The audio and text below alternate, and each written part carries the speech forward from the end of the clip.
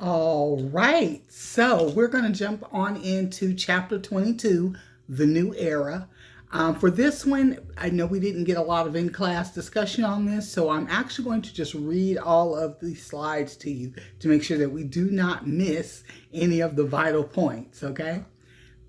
So, from the very introduction, we're talking about in March of 1921, Warren G. Harding became the 29th President of the United States, promising a return to normalcy. Where have we heard that in recent history? The new normal.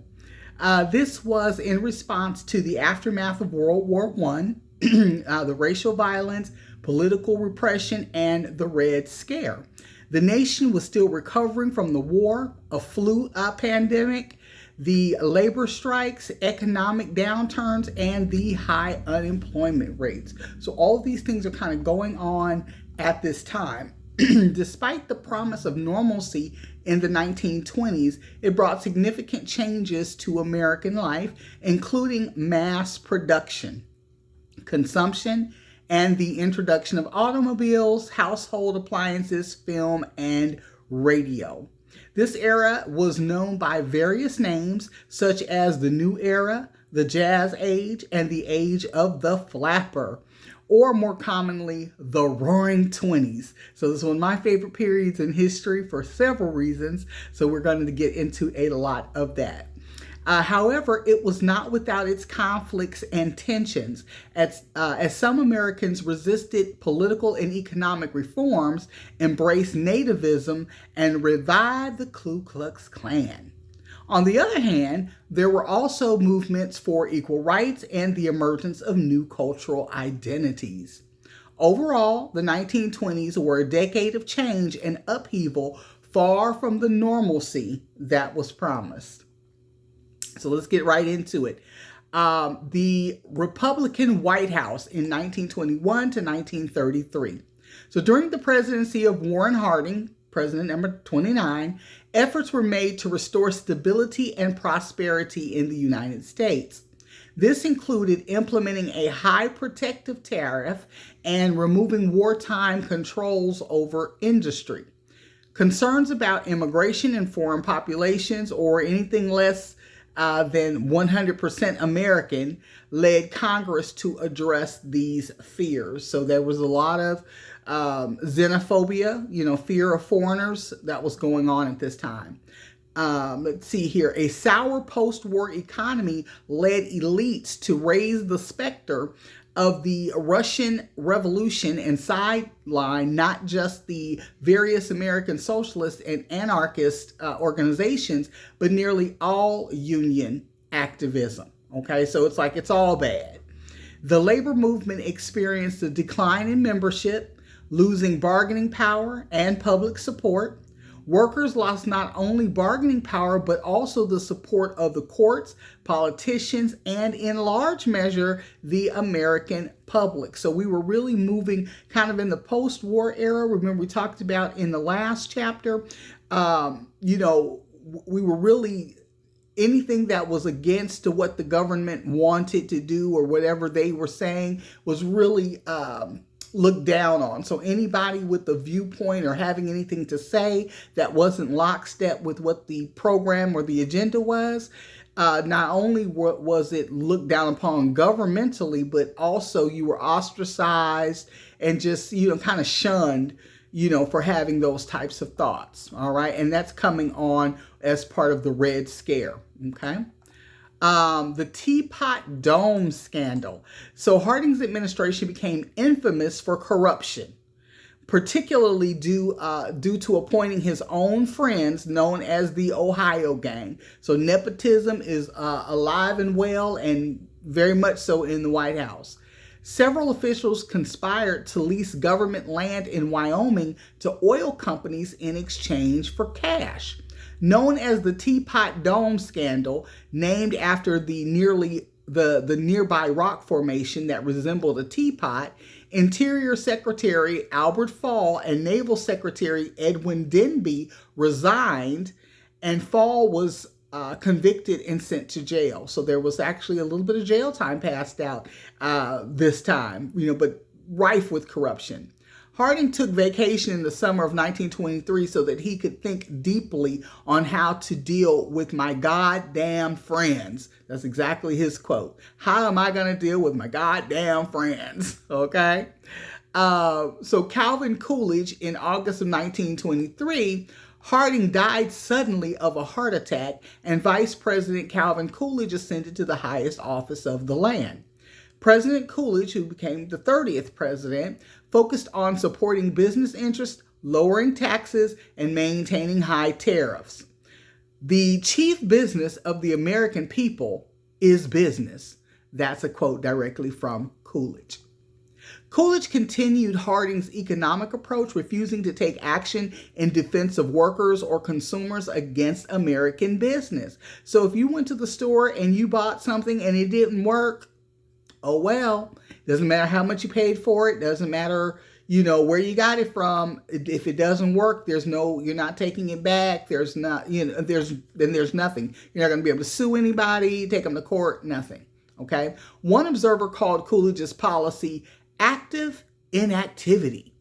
But Coolidge was not afraid of supporting business interests in wealthy Americans by lowering taxes or maintaining high tariff rates.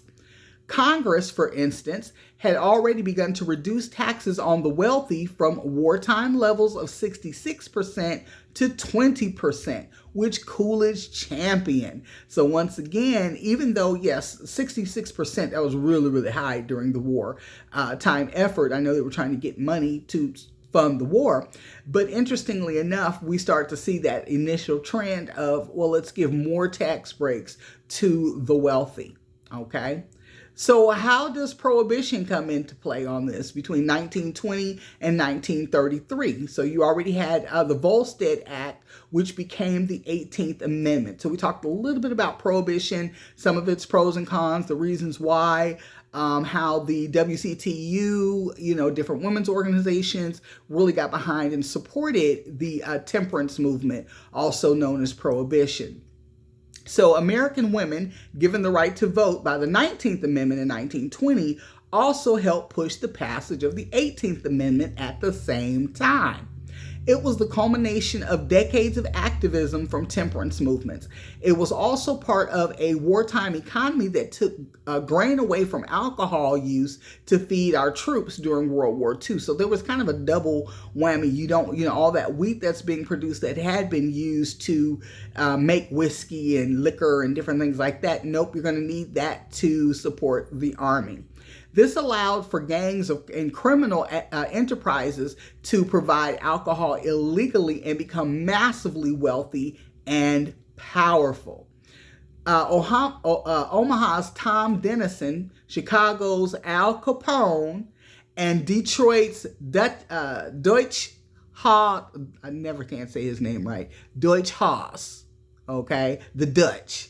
If you've watched any good movies about mob activities and these guys through the 20s, I mean, they were well-dressed killers, but they really changed the landscape, because a new opportunity was opened up.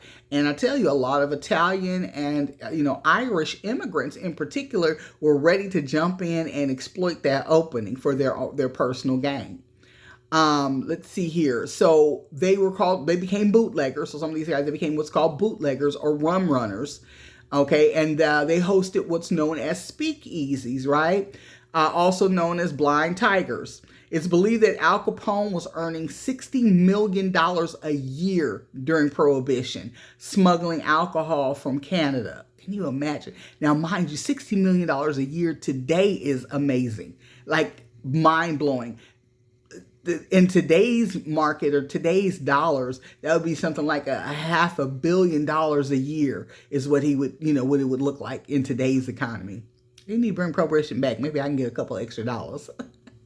Okay, so people in rural areas, they did distill for their own alcohol in bathtubs, also always called moonshine, if you've ever heard of that, or white lightning, and was known to be up to 80% alcohol per volume. It was nothing to play with.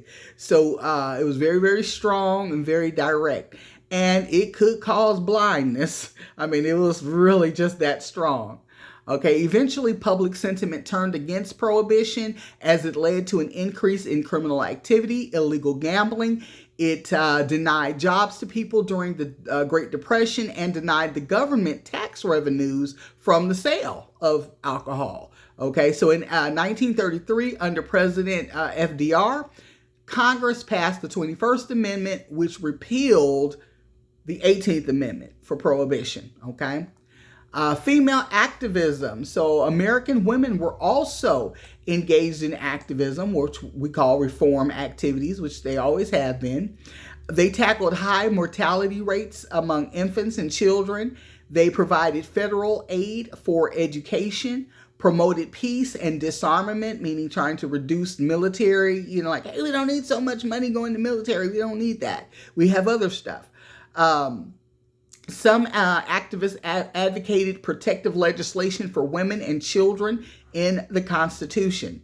Alice Paul and the National Women's Party called for the elimination of all legal distinctions on account of sex. So we talk about some early kind of feminist women's movement. These women were out there doing it. It was much larger. They actually were trying to get to what we kind of have today. They were laying a lot of that foundation for what we would end up calling like women's rights and, calling for the equal rights and so forth.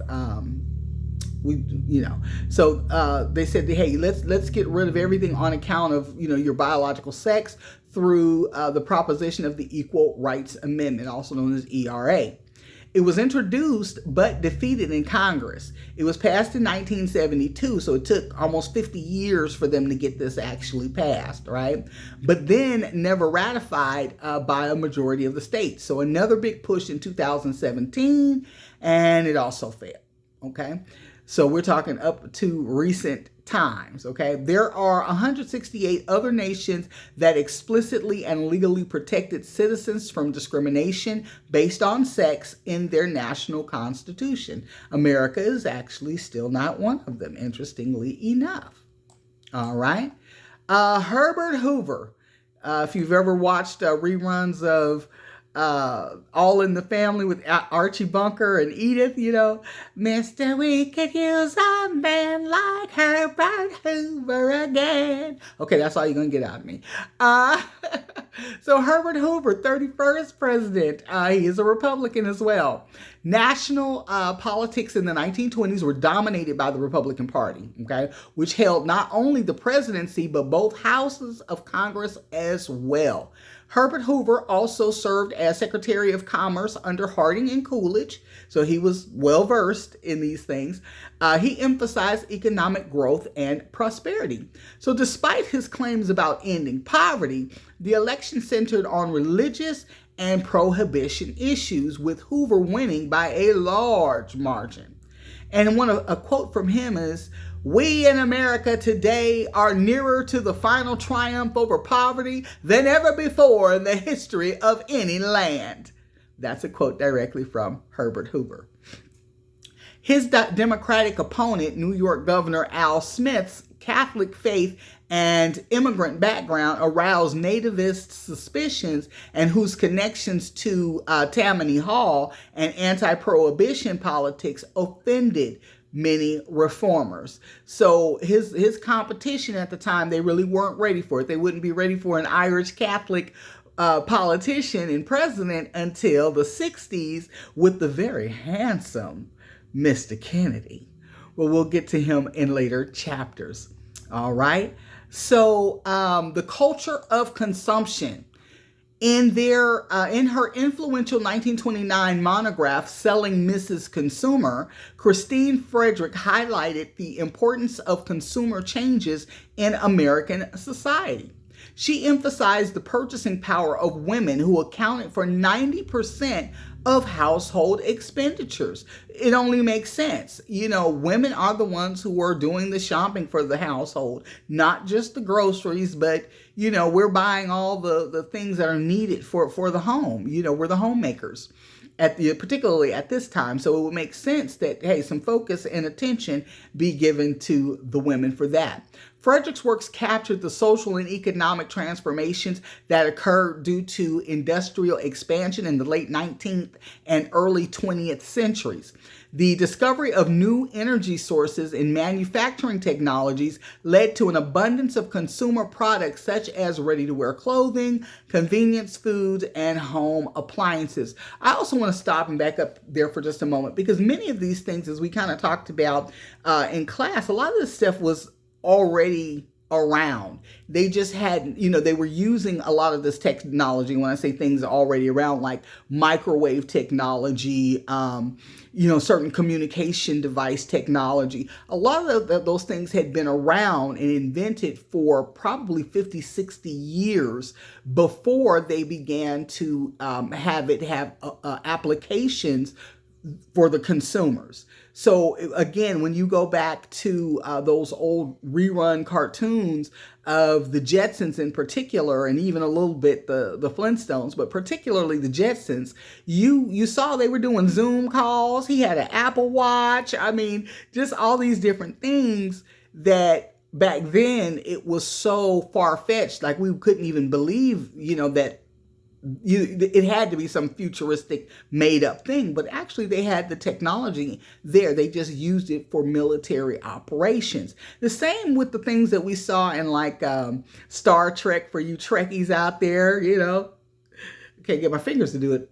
Oh, there you go. Try to get your Trekkie on there.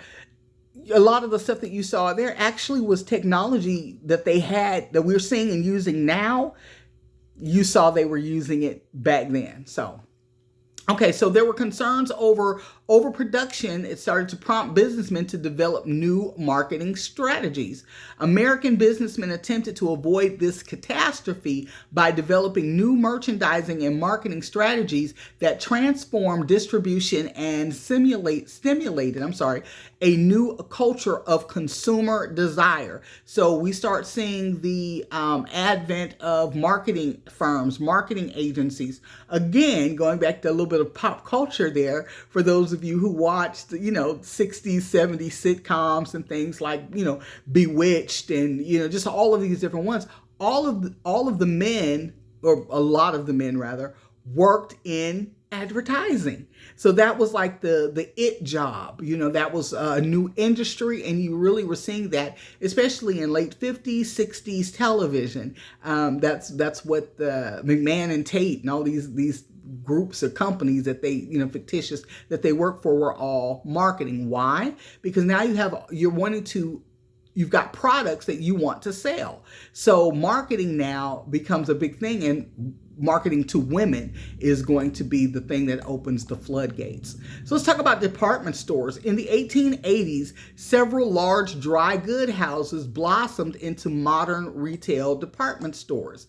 These emporiums concentrated a broad array of goods under a single roof, allowing customers to purchase shirtwaist and gloves alongside toy trains and wash basins. So, before there was actually Walmart or Super Walmart or even the mall, you had these kind of large mega department stores that featured sections and departments. That's just what it was, that carried some of everything. They also employed innovations in service and spectacle. So on the service standpoint, they were providing access to restaurants, tea rooms, writing rooms, and babysitting. Okay. The spectacle, such as elaborately decorated store windows, fashion shows, and interior merchandise displays. Again, going back to a little bit of nostalgic television, if you've ever watched any of the old Christmas shows, like A Christmas Story, It's a Wonderful Life, etc., they would always feature the going down to see Santa or whatever at the large department stores. And these very elaborate window displays to show the latest, most beautiful, most popular, most expensive toys or gifts that were that were available at the time. Especially they did that with toys because of course, you want the kid catch the children's which attention, which would then mom. So the mothers are looking, and it's usually something that was mechanized like a train set. Those were very, very popular. Okay. Or dolls that could move and blink and talk, that kind of thing. Okay. Marshall Field and Company was one of the first, among the most successful of these ventures. Located on State Street in Chicago, the company pioneered many of these strategies. Perhaps the most notable of Mr. Field's innovation was that he made a store in which it was a joy to buy. That is a quote from Thomas Godspeed, trustee of the University of Chicago. So, making shopping becoming an experience, like what we call retail therapy now, this is where it started, and this is how it got its root. Cars and credit. Now, who's going to pay for it and how? The rise of mail order catalogs, mass circulation magazines, and national branding further fueled consumer desire because everywhere you look, buy, consume, see, want, buy. So this wasn't anything new. I mean, now it pops up on every time you open up your computer, you're going all on the side of your computer, you're getting ads for everything, that you might have even looked at over the last year. It's going to pop up, some advertisement. But then it was magazines, it was broadsides. So you were newspapers, so they were advertising everywhere that was available, and radio, as we start talking about radio. So you saw a lot of radio ads coming through. This is all before, television, was invented, or at least, that technology became accessible and applicable to the everyday consumer. Okay. The automobile industry, through the use of credit and Henry Ford's Model T assembly line, made cars more accessible to middle-income Americans and contributed to the culture of consumerism. By 1927, more than 60% of American automobiles were sold on credit, and installment purchasing was made available. Spurred by access to easy credit, consumer expenditures for household appliances, for example, grew by more than 120% between 1919 and 1929. So what are we talking about here? We're talking about easy credit. So, easy credit terms, buy now, pay later. So come and buy this new washing machine, Miss Lady Ma'am. It's going to help you. It's going to revolutionize, what you have going on in your household. It's going to make your job easier. So get a washing machine, a dryer, and a vacuum cleaner, right? Excuse me. So, yes, that washing machine may cost $30 or $50 or whatever, but you don't have to pay it right now. You just, you put $1 down and you pay $1 a week until it's paid off, right? What they don't tell you, just like with credit cards and things today, is that you'll pay $1, but you're going to pay $1 for 3 years. So by the time you get done with it, you will have paid, $427 for something that costs $50. I mean, I'm exaggerating a little, but that's kind of what was going on here. All right. So by the late 1920s, 80% of the world's cars were on American roads. We were the ones driving mostly, not, very few, like 20% of the cars that were made were, in other parts of the world. Majority were here in America. More cars than Great Britain, Germany, France, and Italy combined. Okay. So now we're going to talk a little bit about the culture of escape. Okay. Escapism, getting away from your troubles for just a little while, right? So in the 1920s in America saw the rise of popular culture driven by advancements in technology, such as we just talked about the automobiles, film, and radio. We wish to escape, wrote Edgar Burroughs, author of the Tarzan series. The restrictions of man-made laws and the inhibitions that society has placed on us. So people want to kind of get away, kind of mentally get outside of their day-to-day, the rules, the restrictions, the realities of, of life. So how do we do that? We're going to go to movies. We are going to listen to radio programs. Okay, so Burroughs authored a new Tarzan story nearly every year between 1914 and 1930. We should each like to be Tarzan, is his quote. Americans sought to escape the constraints of society and embraced popular culture with enthusiasm. Whether through the automobile, Hollywood's latest films, jazz records produced on Tin Pan Alley out of New York, or the hours spent listening to radio broadcasts of Jack Dempsey's prize fights, the public wrapped itself in popular culture. Okay, so now it's more than just entertainment. Just, I'm going to watch a play or a movie or something like that. Now it's like you really can, with more frequency and in various ways, really be entertained and get away from whatever you've got going on in life for however long the program lasts. All right. So cars and pop culture, the automobile allowed for increased travel and freedom. Women increasingly drove themselves to their own activities as well as those of their children. Vacationing Americans sped to Florida to escape northern winters. So, those snowbirds started very early on, especially for the more affluent. Young men and women fled the supervision of courtship, exchanging the staid parlor couch for sexual exploration in the back seat of a sedan. So, that was also, especially when we start looking at the overall, what many consider to be the decline in moral values and things like that, as women began to have more freedoms, more independence, you started to see more of what was considered to be sexual immorality. So, which automatically kind of coupled with when we talk about birth control and things like that, those things are all going hand in hand to kind of push, push the country in particular directions. In order to serve and capture the growing number of drivers, Americans erected gas stations, diners, motels, and billboards along the roadside. As we were just talking about, getting back to some more advertisement.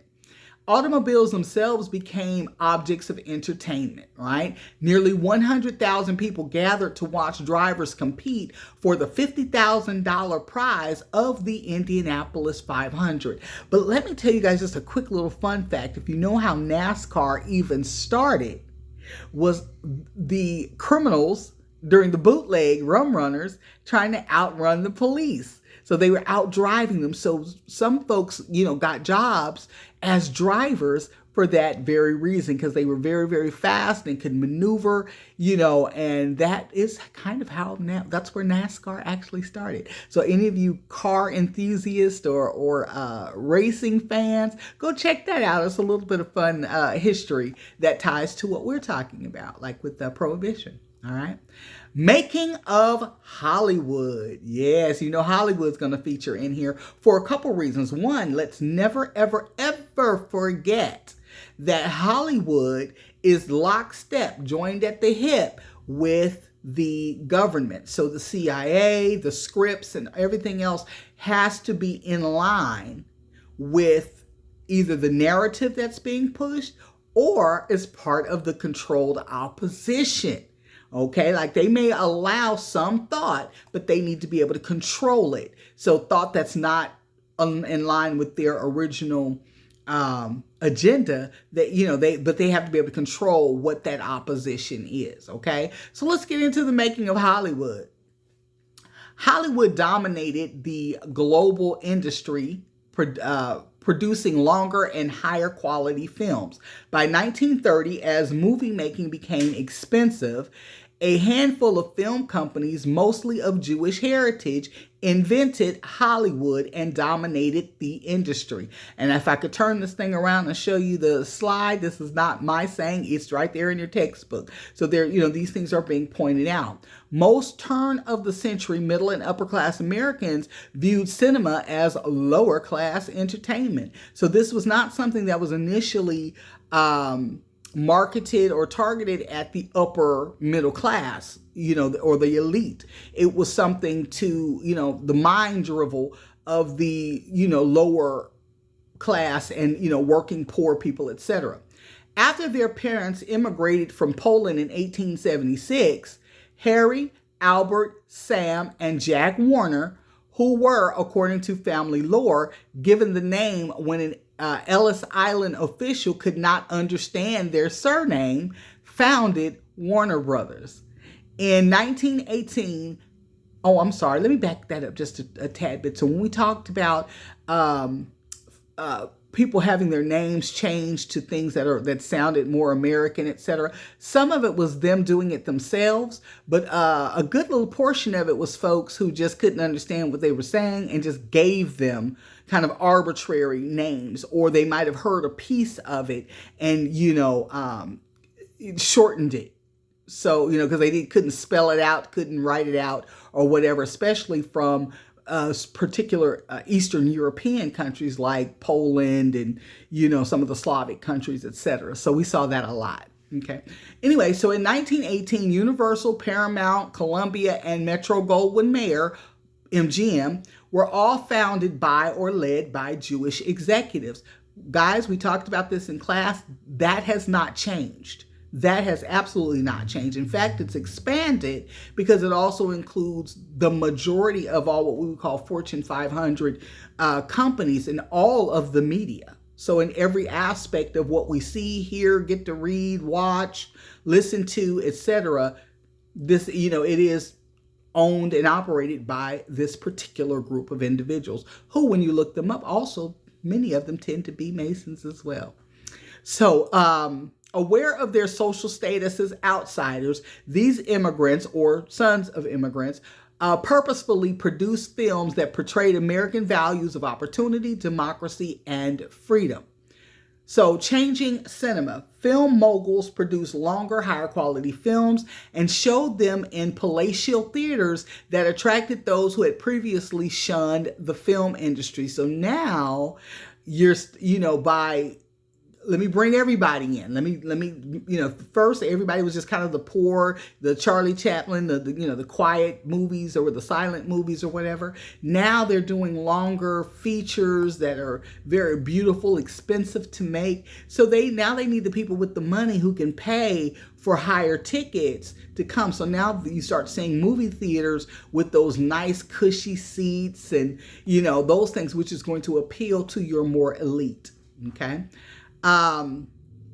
Samuel Rothafell's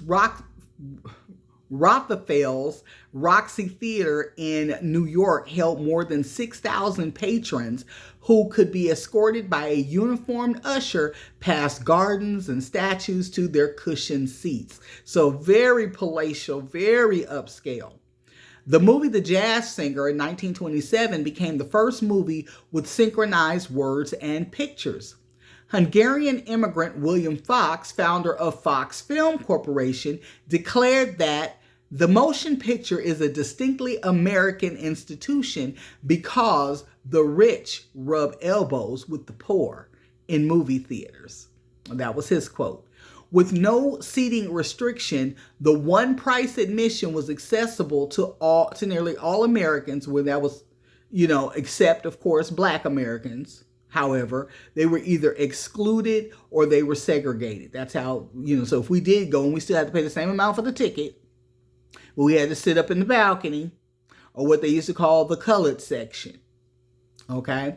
Women were over 60% of moviegoers, packing theaters to see Mary Pickford. Nicknamed America's Sweetheart, she was earning $1 million a year by 1920 through a combination of film and endorsement contracts. So Mary Pickford was kind of your first darling, American sweetheart of film. So even before we got to Elizabeth Taylor and many of the others, Marilyn Monroe, that graced the screen and captured the hearts of Americans, the very first was Mary Pickford. Okay, let's get into a little bit of radio and mass media. So on December 12, 1901, Italian physicist Guglielmo Marconi's radio experiment received a transatlantic Morse code message sent from Cornwall, England, to Newfoundland, Canada. By 1920, the radio became a common household item, bringing entertainment directly into people's homes. Radio stations brought entertainment directly into the living room through the sale of advertisements and sponsorships, from the Maxwell House Hour to the Lucky Strike Orchestra. You started hearing more and more programming being paid for and sponsored, by these companies, and, folks had more access to it. It also, when it all goes back to, if you don't forget, we're talking social control. We're talking a lot of propaganda. That's what Hollywood was all about from its inception. Well, radio is no different. We're still pushing images and thoughts and, ideals, whether good or bad or otherwise. Again, they're all approved media, from a propaganda standpoint, that's approved and pushed by our government. Okay. Soap companies sponsor daytime dramas. So frequently, they did this so much that's how we got the genre soap operas. Okay. That whole genre was born, providing housewives with audio adventures that stood in stark contrast to, kind of common chores. So, Guiding Light and Young and the Restless and all these things, their precursors were these daytime dramas that were played out. So they were called soap operas. But again, the advertisers were typically soap vendors. Okay, because who were they trying to sell to? Women, radio stations were often under the control of corporations like the National Broadcasting Company, or NBC, or the Columbia Broadcasting System, CBS. You see those, letters, those companies all the time, to even today. Radio programs were less constrained by traditional boundaries in order to capture as wide an audience as possible, spreading pop culture on a national level. All right, now let's talk about jazz, honey. One of my favorite forms of music. And for those of you who do not know, while I was in college, I actually was an on-air DJ on a radio station for a jazz radio station. So that was a lot of fun. So I really, really do love a lot of jazz. Personal moment. All right, getting back to it. Jazz music spread through radio stations and records, becoming a national sensation. Jazz, a uniquely American musical style popularized by the African American community in New Orleans, spread through radio stations and records. The New York Times had ridiculed jazz as savage because of its racial heritage. Anytime we're doing something, it's too loud, it's too ghetto. All right, Kendrick. But the music represented cultural independence to others. Harlem-based musician William Dixon said, "It did seem to a little boy that white people really owned everything, but that wasn't entirely true. They didn't own the music that I played." So jazz really, again, being born out of and growing from the experience of primarily Black people, starting in New Orleans, in Louisiana. It wasn't something that was controlled, by any other entity, okay, or any other group or race. The fast-paced and spontaneity-based tunes invited the listener to dance along. When a good orchestra plays a rag, dance instructor Vernon Castle recalled, one has simply got to move. Jazz became a national sensation, played and heard by both white and Black Americans. You start moving into some professional sports. So professional sports also experienced a surge in popularity, with radio broadcasts allowing fans to follow major sporting events. Used to be, if you wanted to see a boxing match or some of the different sports, you had to be able to go and physically watch it. That, if you didn't have the money, the time to travel there. So now I can hear, a broadcast from New York all the way down here in Dallas, of the fight. And you've got folks like Howard Cosell, who comes along a little later, but they're narrating blow by blow. And he's coming in with the white trunk and then he comes to the left, So they're doing all this stuff and people are right there and they're very much involved, almost as much as if they were there. Okay, so play-by-play radio broadcast of major collegiate and professional sporting events marked a new era for sports, despite the institutionalization of racial segregation in most. Okay, sports figures like Jack Dempsey, he was one of the boxers at the time. Red Grange, American football, and Babe Ruth, the home run guy, got his own candy bar, became national heroes. Jack Dempsey sold out arenas for boxing, and they called it Dempsey Mania.